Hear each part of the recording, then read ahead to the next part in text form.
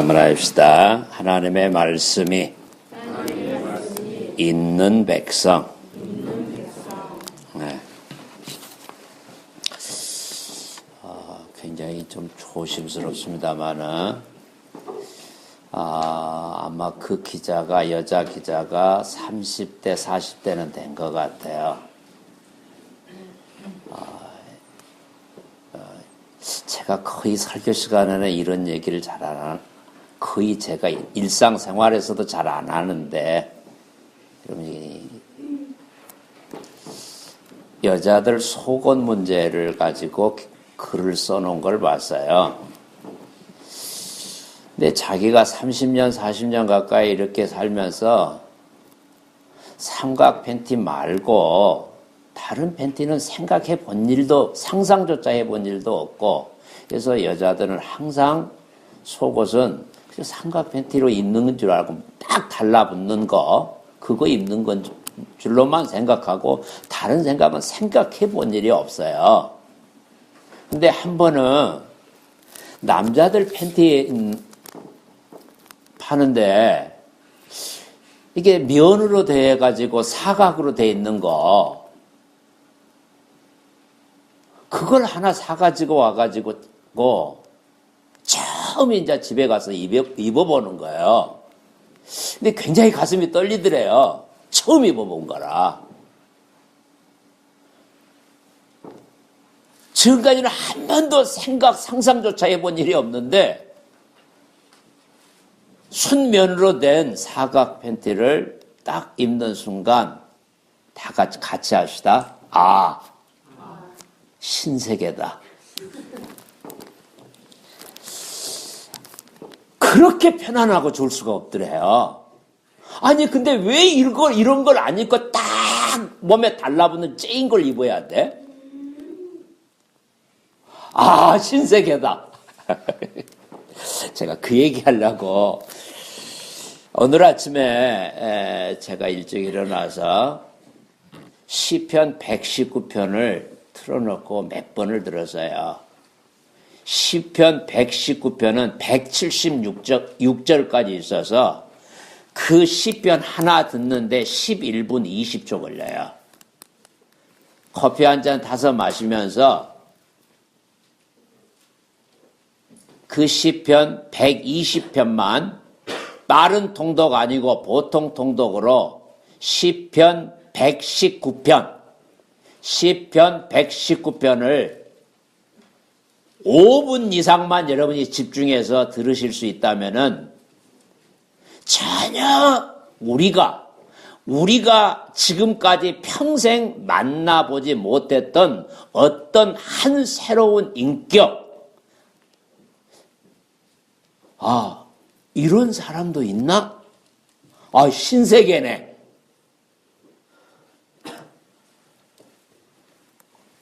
이런 사람도 있나? 하고 전혀 새로운 사람을 여러분이 느낄 수 있을 겁니다.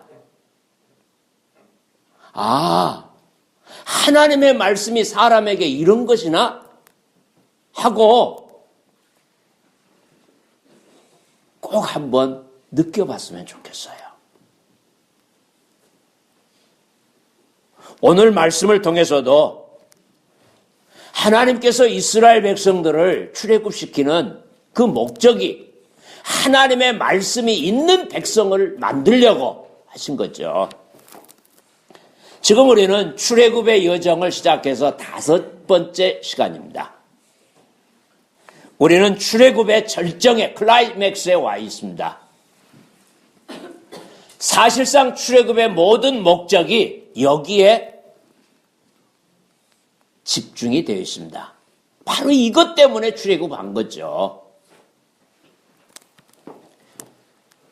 애굽에서 빠져나와서 정치적인 경제적인 독립을 얻으려고 하나님께서 이스라엘 백성을 빼내온 거 아닙니다. 하나님께서 애굽의 군대를 바로를 죽여버리려고, 그놈들 두드려 패버리려고 홍해 바닷속에 죽여버리려고 끄집고 나온 거 아닙니다. 홍해 바다 갈라는 그런 기적을 행하시려고 출애굽이 있었던 게 아닙니다. 구름 기둥과 불 기둥으로 그들을 인도해 주시려고 출애굽을 한 게 아닙니다. 만나와 메추라기를 먹여서 지네들을 배부르게 먹게 해주려고 출애굽을 한 게 아닙니다. 하나님은 그 백성을 하나님의 말씀을 들을 줄 알고 하나님의 말씀이 뭔지를 깨달을 줄 알고 그 하나님의 말씀을 붙들고 사는 것을 자기 목숨보다 더 중요하게 생각할 줄 아는 그런 율법이 있는 하나님의 백성을 만드시려고 하나님은 출애굽을 계획하셨어요.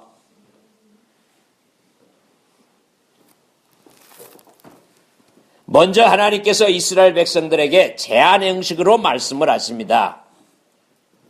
하나님께서 모세를 부릅니다. 야, 모세야. 내려가서 야곱 족속에게 이스라엘 자손들에게 이렇게 얘기해라. 내가 애굽 사람에게서 너희들을 어떻게 독수리가 날개로 업어서 인도하는 것 같이 내가 너희를 애굽 사람에게서 어떻게 끄집어내서 여기 석 달 만에 이 시내산 밑으로 너희들을 데리고 온 것을 너희가 다 봤다. 그러면 뭐 하려고 너희들을 데리고 왔냐? 내 말을 잘 듣고 내 언약을 지키면 5절 말씀입니다. 너희가 내 말을 잘 듣고 내 언약을 지키면 세계가 다 내게 속겠지만은 세상의 모든 민족과 백성들이 다 내게 속겠지만은 그러나 그들 중에서 너희는 내 소유가 되겠고 이 소유가 된다는 말이 하나님한테 하나님의 보물이 된다는 말이에요. 그래서 새 번역에는 그렇게 번역이 됐어요. 너희는 나의 보물이 될 것이다. 그게 소유된 백성이란 뜻이죠. 너희는 열국 중에서 내 소유가 되겠고 6절 너희는 내게 대하여 제사장 나라가 되며 거룩한 백성이 되리라. 이 말을 모세야 이스라엘 백성들에게 전해라. 너희가 내 말을 잘 듣고 내 언약을 지키면 너희가 내 소유된 백성이 되겠고 제사장 나라가 됐고 거룩한 백성이 된다. 어떻게 할래? 하고 백성들한테 물어봐라.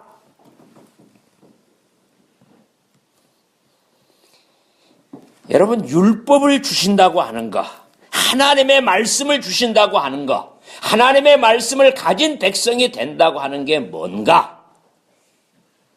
너희들 내 말 들을래? 하고 하나님께서 이스라엘 백성들에게 물으실 거예요. 내 말 들을래? 안 들을래? 들을 마음과 의지가 있는가를 먼저 확인을 물어보십니다. 그리고 그대로 따르겠느냐? 아무리 귀한 선물을 주려고 해도 받는 사람이 귀한 줄을 모르면은 그건 똥이죠, 뭘. 보물을 줬는데 그 보물을 보물로 못 알아보면은 똥이죠.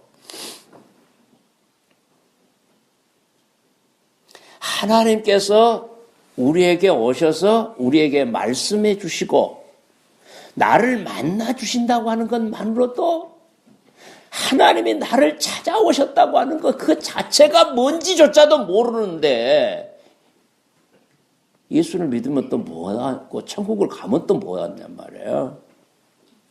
우리가 신앙생활을 하시면서 생각을 많이 하셔야 됩니다. 생각 없이 예수 믿는다는 것은 그건 정말 바보예요. 예수님께서 말씀하셨듯이 돼지에게 진주를 준다 한들 아무 의미가 없어요. 이건 먹을 것 아닌가? 진주를 줬는데 먹을 것 아닌가 하고 삐적거리고 앉아있으면은 보물을 진주를 준 의미가 아무것도 없잖아요. 그런 사람에게는 먹을 걸 줘야죠. 하나님의 말씀, 율법을 들을 줄 알고 그 말씀을 따라 사는 일이 목숨보다 더 소중한 일이라고 하는 그런 자각과 의식이 있어야 하나님이 말씀하신다고 하는 의미가 있는 거죠. 그게 율법이 있는 백성, 토라가 있는 백성들. 소유된 백성. 하나님께서 세 가지를 얘기하셔요. 소유된 백성. 세상에 많은 민족과 국가와 나라와 백성들이 있지만은 나는 너밖에 모른다. 나는 너만 알았다. 그게 소유된 백성의 의미죠. 그래서 신명기에 보면은 하나님께서 너희를 하나님이 자기 기업으로 택하셨다. 자기 기업으로 택하셨다. 여러분 옛날 농경사회에서 농사 짓는 사람에게는 농사 짓는 것이 기업이에요. 그거 없으면 어떻게 돼요? 하나님의 기업은 어떤 거냐? 하나님의 말씀을 듣는 백성들. 두 번째는 제사장 나라가 된다. 다시 말하면 제사장이 된단 말이죠. 너희가 제사장 될 거야. 나 그거 싫은데요. 저 목사 되기 싫어요. 여러분 목사 되기 싫은 사람들은 예수 믿기 싫은 거예요. 그 말이나 똑같은 거예요, 여러분.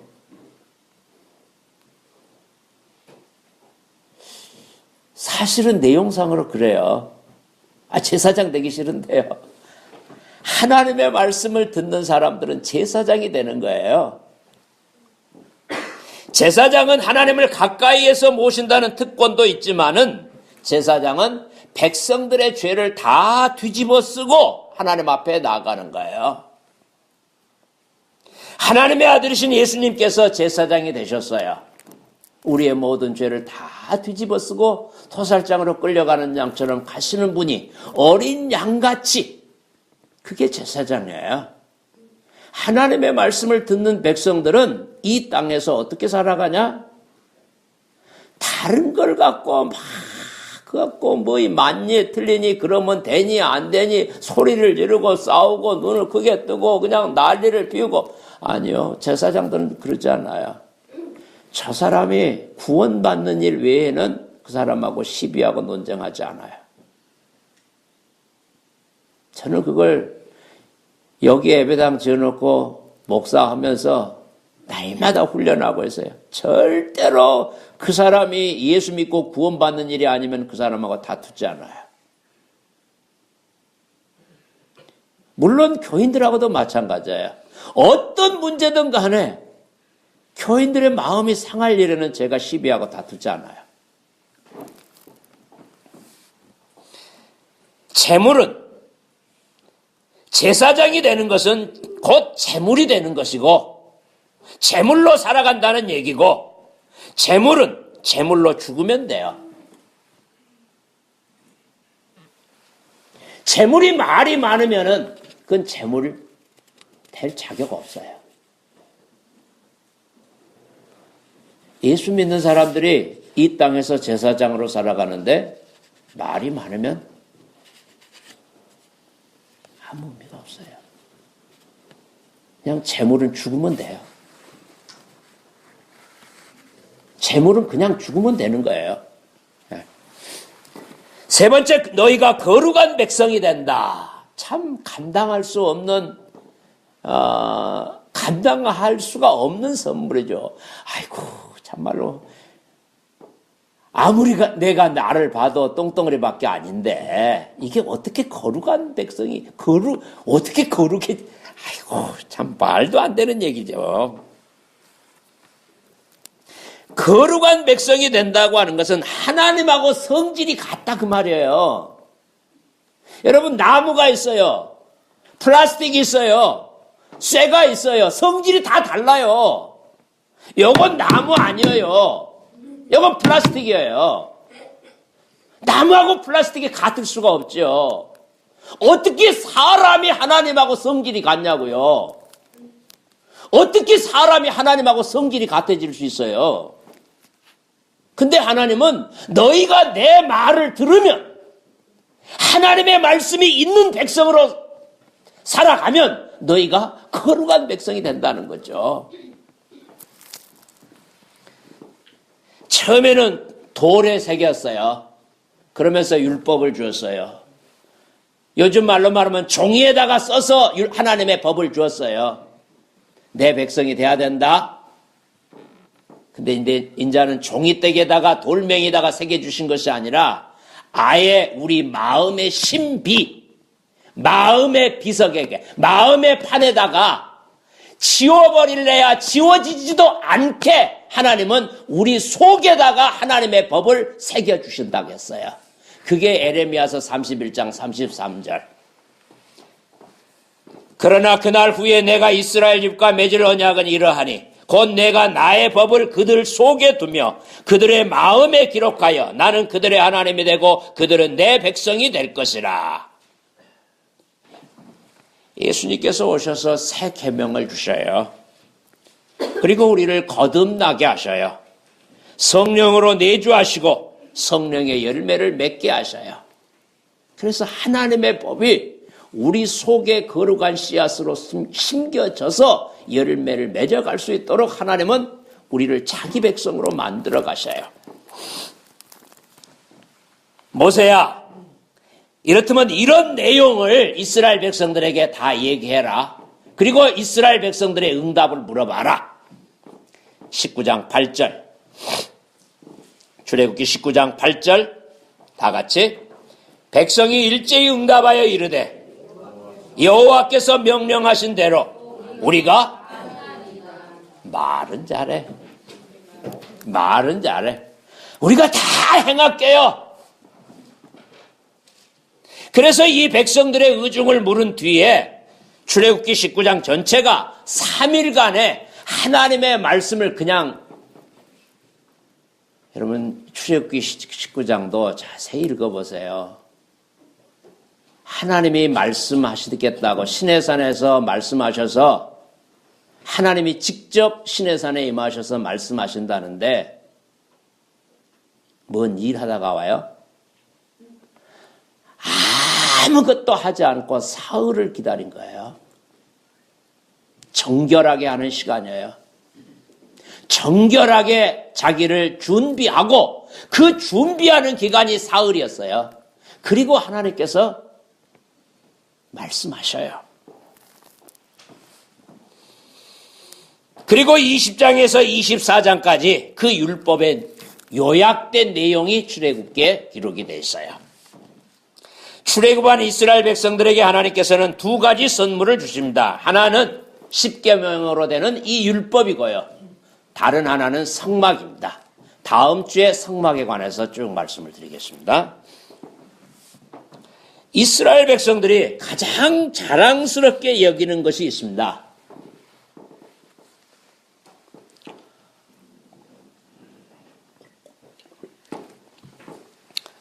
출애굽이 아닙니다. 수많은 기적들이 아닙니다.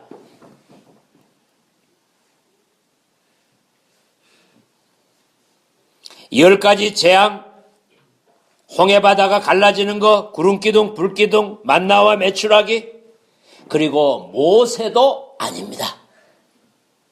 이스라엘 백성들이 가장 자랑스럽게 생각하는 것은 모세도 아닙니다. 기적도 아닙니다. 여러분 참 이런 건 분별력을 잘 가지시면 좋겠어요.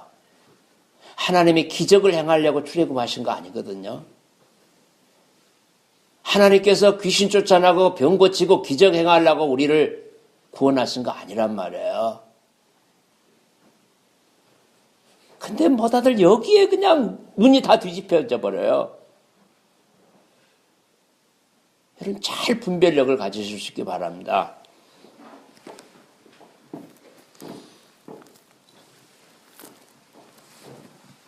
만나와 메추라기도 아니고 구름기둥과 불기둥도 아니고 하나님의 율법이 있는 백성, 토라. 가장 자랑스럽게 여기는 것, 우리에게는 뭐가 있다? 토라가 있다. 이걸 번역을 안 하고 그냥 그대로 써요. 토라, 율법이란 말이에요. 하나님이 우리에게 주신 법이에요. 하나님께서 주신 법이에요. 우리가 만들어 놓은 헌법 아니에요.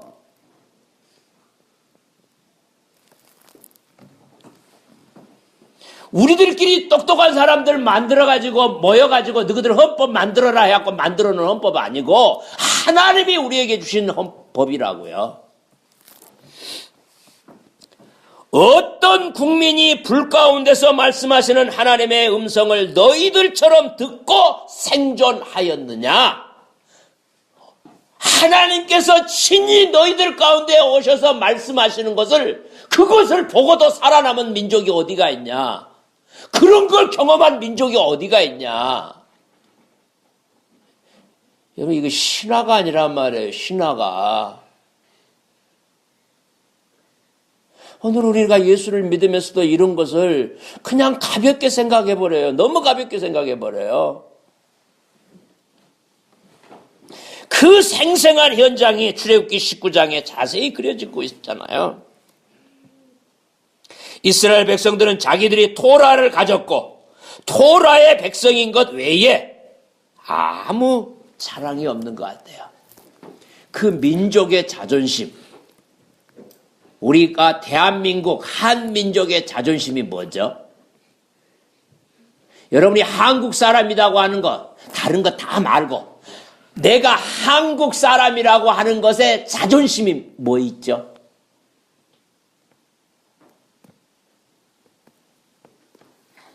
대부분 또 이런 얘기하면은 그냥 아이고 그냥 돈이나 한 보따리 줬으면 쓰겠구만 뭐 그런 거 없어도 되나 목사님? 아따 이왕이면 우리가 그래도 격이 있게 삽시다. 아무리 돈이 좋지만은 그래도 한국 사람이면은 한국 사람으로서의 그 자존심이 있어야 돼요. 근데 제가 생각하기에는 한국 사람의 제일로 큰 자존심 중에 하나가 한글이에요. 한글. 지금 21세기 대한민국 사회에서 우리 글이 없이 일본 글이나 중국 한자를 쓰고 있으면은 이건 정말로 쪽팔리는 얘기예요. 세상에 오죽이 못났으면 자기 나라 말은 있는데 글자도 없는 민족이 이게 도대체 이게 어디다 창피해서 어디다 얼굴을 내밀고 다녀요. 아마 그래서 대한민국 사람들이 세종대왕 광화문에다가 동상 세워놓은 거 그건 어느 누구도 이유가 없어요. 이순신 동상 세우는 거 어느 누구도 이유가 없어요. 왜? 한글은 우리 민족의 자존심이에요. 여러분 한글이 있는 것과 없는 것의 차이. 예?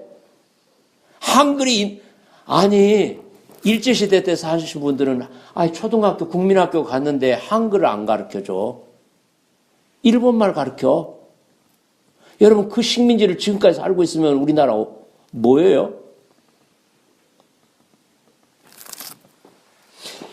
한국 사람에게 한글이 있다 없다의 차이는 이건 어떻게 말로 표현할 수가 없는 거죠. 그런데 이스라엘 백성들에게는 히브리어 글자가 있다 없다보다도 더 중요한 게 토라 율법이 있다는 거예요. 우리는 토라를 가진 백성이라는 말이죠. 그게 이 민족의 자존심이죠. 이스라엘의 미래는 하나님의 백성들의 미래는 이 율법에 대한 순종에서 갈라져요. 순종하면 하나님의 말씀을 들을 줄 알면 내 소유가 되겠고 제사장 나라가 되고 거룩한 백성이 되리라. 정치, 경제, 산업, 교육, 문화, 하늘도 땅도 먼저 사람이 되어야 하나님께서 풍성한 열매를 주신다. 사람이 된다는 말이 뭔데요? 여러분 다른 거 없어요. 하나님의 말씀이 있는 인간을 가리켜서 사람이라고 한 거예요. 여러분 성경이 말하는 사람이라고 하는 것은 하나님의 말씀이 들려지는 자들을 사람이라고 하는 것이지 다른 걸 사람이라고 하지 않아요. 왕관을 쓰고 있으면 뭐 돼요? 박사학위를 10개 가지고 있으면 뭐예요? 사람의 생명이라고 하는 게 하나님의 말씀이 들려지는 게 사람의 생명이에요. 하나님께서 말씀하실 수 있는 사람. 제가 노이로 갈래요, 이제. 꼭 여러분, 교회 오실 때는 핸드폰을 끄시든지, 무음으로 하시든지, 아예 가지고 오지 마시든지. 아셨죠?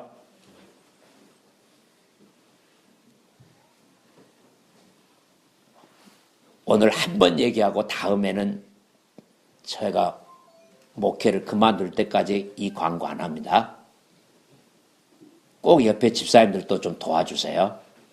예배 시간에 핸드폰 벨을 울리지 않게 무음으로 하든지 끄지든지 아예 핸드폰 가지고 오지 마시든지 꼭 옆에 집사님들이 책임져 주셔야 돼. 자, 계속하겠습니다. 하나님께서 가르칠 수 없는 사람, 하나님께서 더 이상 그 사람에게 얘기할 수 없는 사람, 여러분 그걸 사람이라고 하지 않는단 말이죠. 그래서 하나님께서 히브리인들을 불러내서 그 히브리인들을 하나님의 사람 만드시는 거예요. 어떻게 하나님의 사람 만드냐? 하나님의 말씀이 들려져서 말씀이 율법이 있는 사람들.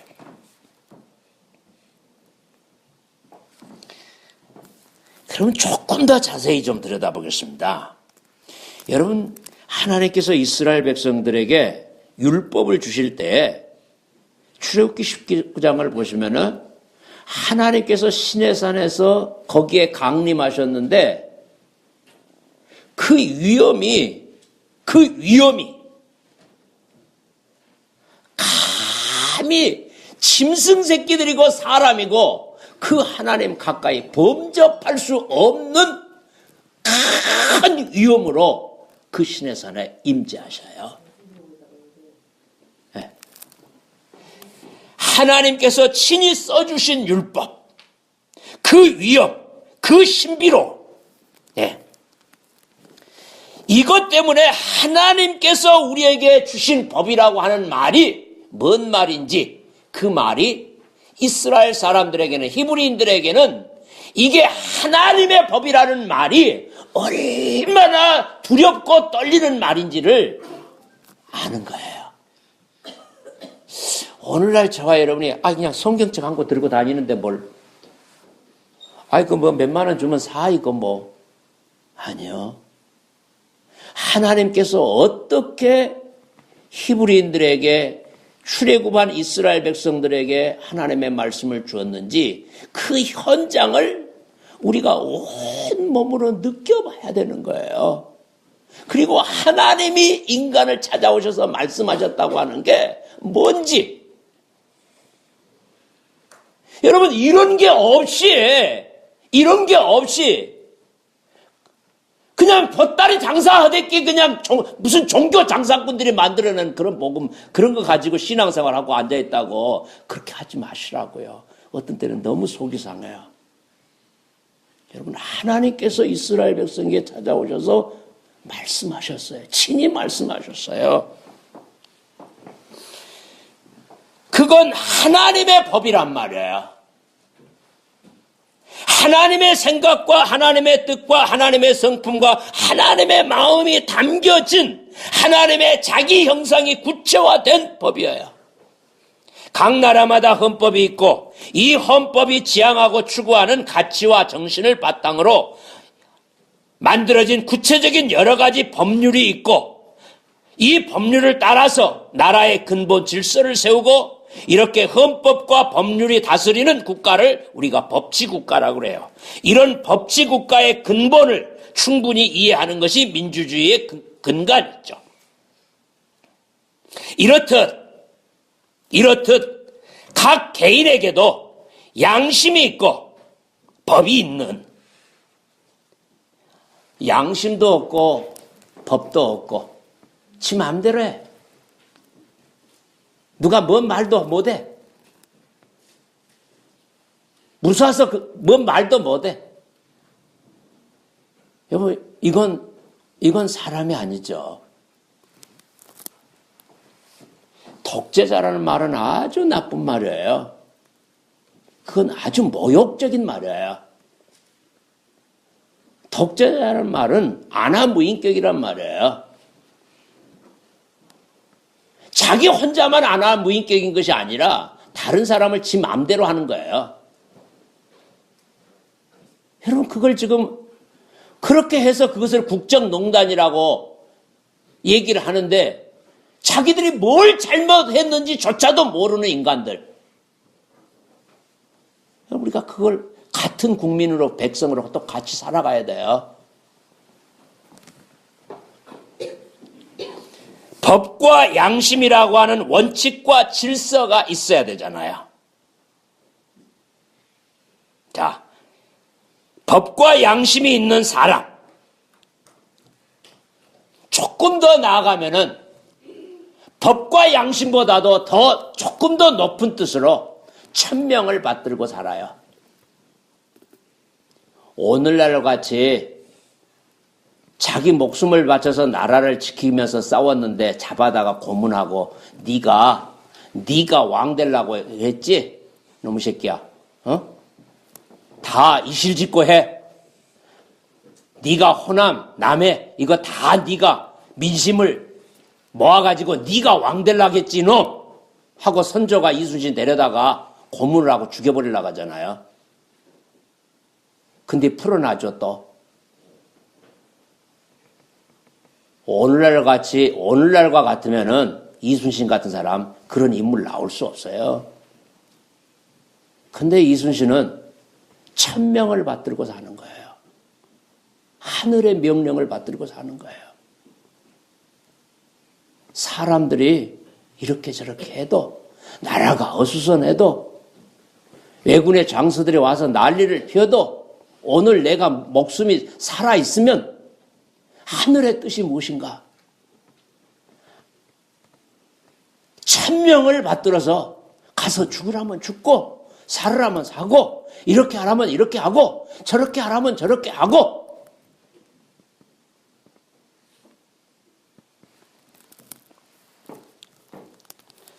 그래서 참진 어떤 것이 진실이고 어떤 것이 진리인지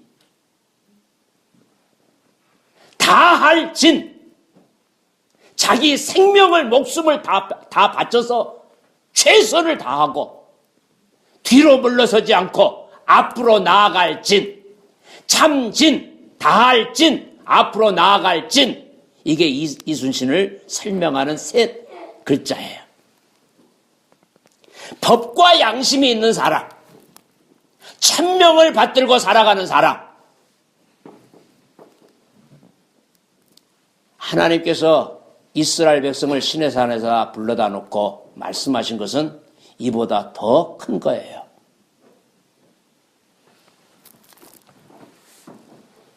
하나님께서 정하신 질서와 법을 가지고 살아간다고 하는 것이 얼마나 엄청난 말인지를 알아야 돼요. 무슨 광신자들이 그냥 뭐 하는 얘기 아니란 말이에요. 하나님께서 하나님의 법을 돌판에다가 히브리 말로 써주셨어요. 먼저 하나님의 법이 있고 그것을 글자로 써주시면서 그걸 가르치고 배우라고 하고 명령을 하신 거예요. 글자가 있고 배움과 가르침을 인간의 근본으로 삼는 백성.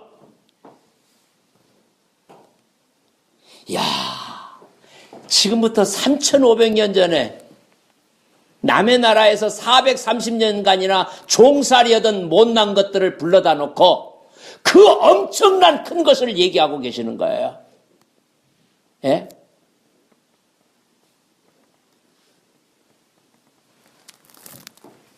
하나님의 법은 개개인의 이해관계나 국가나 민족 간의 이해관계를 넘어서서 공평하고 공정한 기준이 돼요.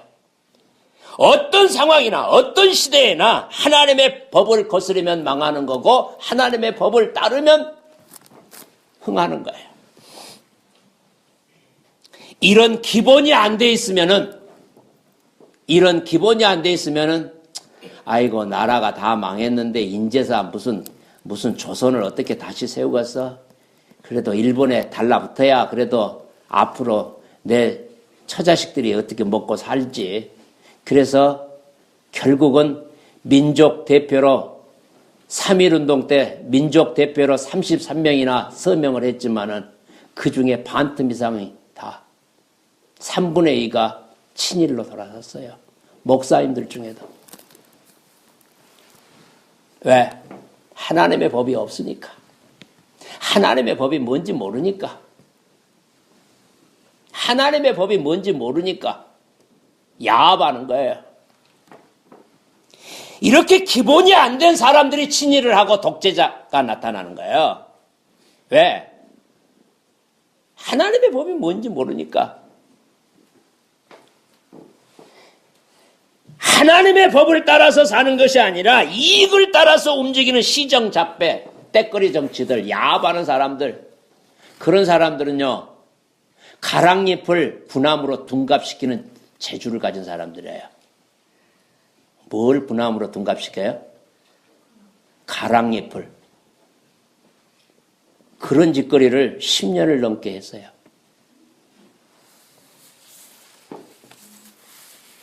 하나님의 법에 대한 개념, 하나님의 법에 대한 자세. 여러분, 오늘날 저와 여러분이 하나님의 법을 어떻게 알고 있는가요? 성경책이 우리와 얼마나 가까운가를 보면은 우리가 하나님의 법을 어떻게 생각하는가 다 드러나잖아요. 우리 장래가 어떻게 될 것인가? 저도 그렇게 교육을 못 받아서 우리 아이들에게 우리 아이들 앞으로 30년, 40년, 50년 후에 어떻게 될까? 제가 예언을 해드릴게요. 점쟁이한테 가실 필요 없어요. 제가 예언을 해드릴게요. 지금 성경책 어떻게 대하고 있는가 보면은 앞으로 30년, 40년, 50년 후에 그 사람 어떤 모습으로 살아갈 건가 그림이 다 그려져요.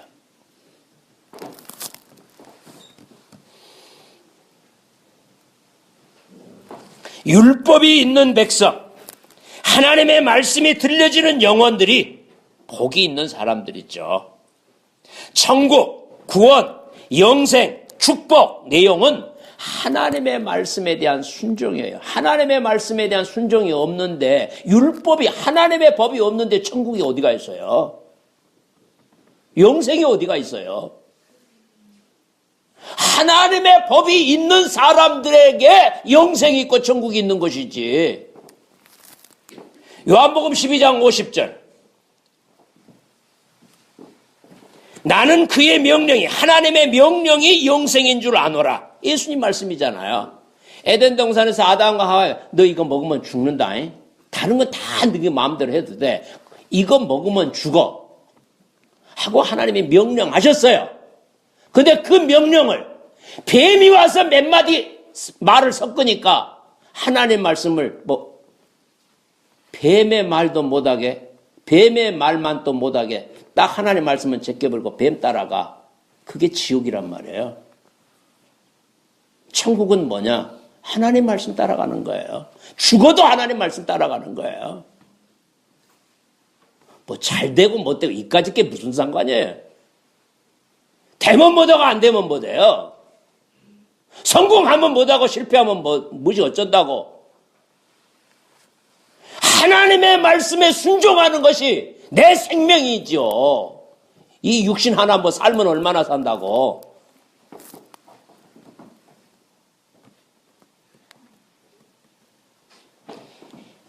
여러분 잘 들으십시오. 율법은 모세 시대나 구약 시대에 필요한 것이고 이제는 오직 예수님만 믿기만 하면 구원받는다. 이런 사기꾼 같은 얘기는 믿지 마시라고요. 그런 엉터리 기독교가 어디가 있어요? 율법은 모세 시대나 구약 시대나 필요한 것이지 이 은혜 시대에 예수님만 믿으면 천국 간다고. 묻겠습니다. 예수 믿어서 구원받으면 그 구원의 내용이 뭐예요? 그 구원의 내용이라고 하는 게 하나님의 법이 있는 백성이 되는 거잖아요. 조금만 생각을 하면 얼마든지 알 수 있는 내용을 왜 이렇게 엉터리로 믿는지. 예. 내가 율법이나 선지자를 폐하러 온 줄로 생각하지 말아라. 폐하러 온 것이 아니라 완전하게 하려 함이라. 예수님 말씀이에요. 예수 믿으면 율법이 우리 안에서 온전해지는 거죠. 그런즉 우리가 믿음으로 말미암아 율법을 파기하느냐? 그럴 수 없느니라. 도리어 율법을 굳게 세우느니라. 로마서 3장 31절 말씀이잖아요. 참 무서운 게요. 한 시대의 흐름이 잘못되면요.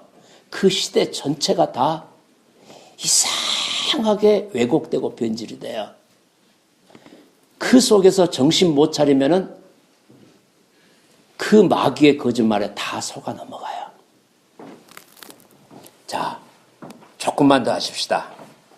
이제 진짜 더 재밌는 거예요. 그러면 이 율법을 가르치는 순서가 있어요. 이건 성경에 없어요. 미드라시에 보면은 나오는 얘기인데, 여러분 잘 들어보세요. 하나님께서 모세를 불러다가 시내산 꼭대기에서 하나님께서 모세에게 가르쳐 주셨어요. 그 다음에 두 번째.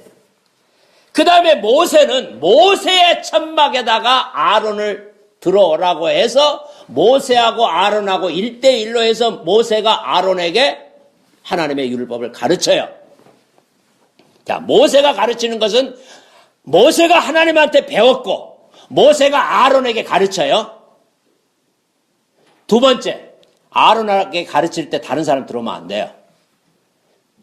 두 번째, 모세의 천막에서 아론은 옆에서 지켜서 보고 아론의 두 아들 제사장 엘르아살과 이다말에게 모세가 율법을 두 번째 가르쳐요. 아론에게 가르치죠. 아론 옆에다 앉혀놓고 아들들에게 모세가 또 가르쳐요. 아론 있고 아론의 아들 두 아들 있고 두 아들 옆에다 앉혀놓고 이제는 70 장로들을 불러다 놓고 모세가 세 번째 가르쳐요.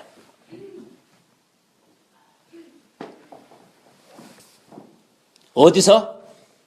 모세의 천막에서.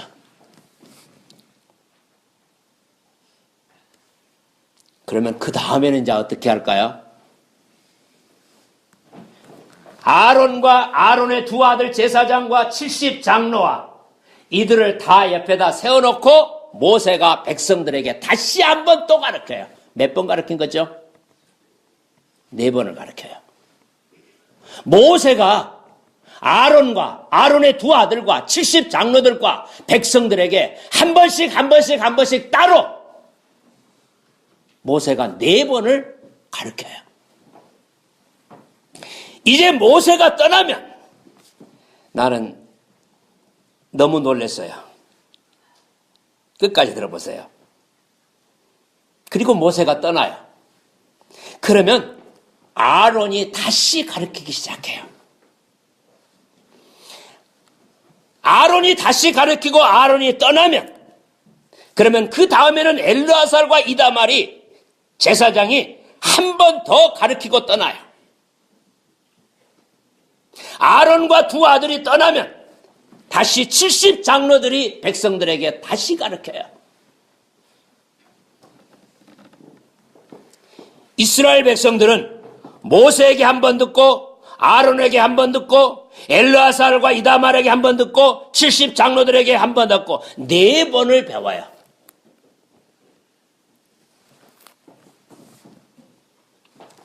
그러고 끝날까요? 아니 한 번만 말하면 다 알아듣고만 아니 몇 번씩 또 하고 또 그만 좀 합시다. 여러분 그런 말이 안 나와요. 70 장로가 가르치고 나서요.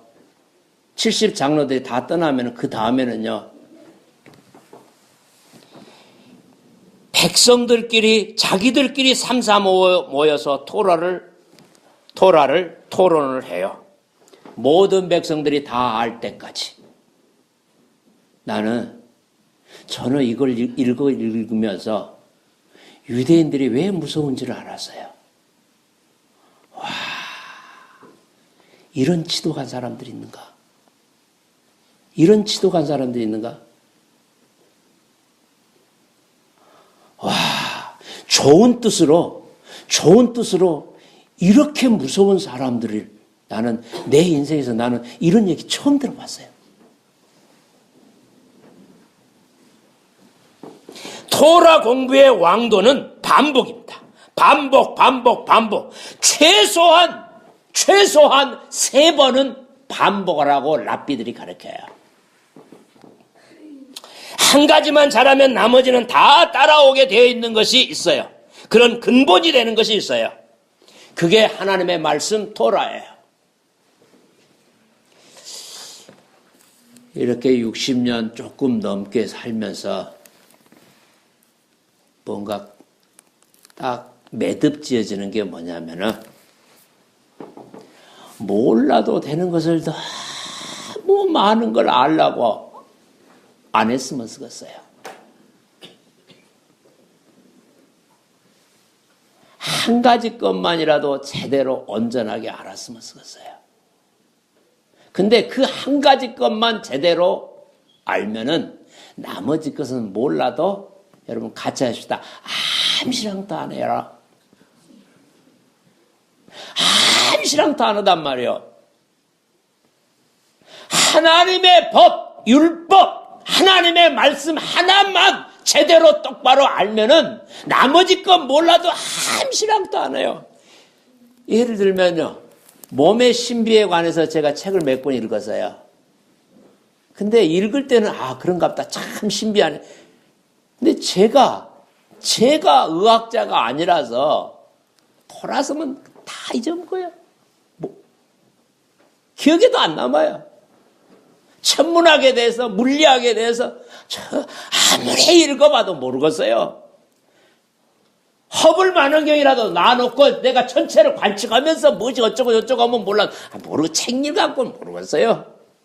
누가 얘기해줘도 그때뿐이지. 여러분 오늘 하나님의 율법이 있는 백성들이 뭔가 한번 깊이 묵상하시면서 여러분 오늘 설교 꼭 4번은 들으십시오. 아멘 했은 게 내가 두고 볼 걸. 기도하십시다. 하나님 아버지 감사합니다. 정말 다른 건 몰라도 하나님께서 친히 말씀하시고 친히 돌판에다가 하나님의 말씀을 새겨주시고 집에 들어오고 나올 때마다 때로는 네 손목에 네 미간에 표를 만들어서라도 하나님의 말씀을 붙들고 살으라고 말씀하셨는데 하나님 아버지 정말 율법이 있는 백성 하나님의 말씀이 있는 백성들로 살아갈 수 있도록 하나님 은혜 베풀어 주시옵소서. 예수님의 이름으로 기도드리옵나이다. 아멘. 546장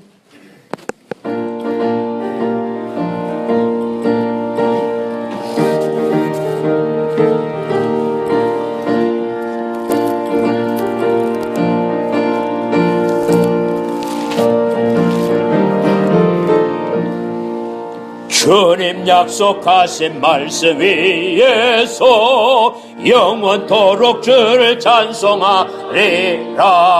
소리 높여 주께 영광 돌리며 약속 믿고 굳게 서리라. 굳게 서리 영원하신 말씀 위에 굳게 서리 굳게 서리 그 말씀 위에 굳게 서리라. 주님 약속하신 말씀 위에서 세상 염려 내게 엄습할 때에 용감하게 힘써 싸워 이기며 약속 믿고 굳게 서리라. 굳게 서리 영원하신 말씀 위에 굳게 서리 굳게 서리 그 말씀 위에 굳게 서리라. 주님 약속하신 말씀 위에서 영원하신 주의 사랑 힘입고 힘써 싸워 이기며 약속 믿고 굳게 서리라. 굳게 서리 영원하신 말씀 위에 굳게 서리 굳게 서리 그 말씀 위에 굳게 서리라. 주님 약속하신 말씀 위에서 영인도하는 대로 행하며 주님 품에 항상 안식 얻으며 약속 믿고 굳게 서리라. 굳게 서리 영원하신 말씀 위에 굳게 서리 그 말씀 위에 굳게 서리라.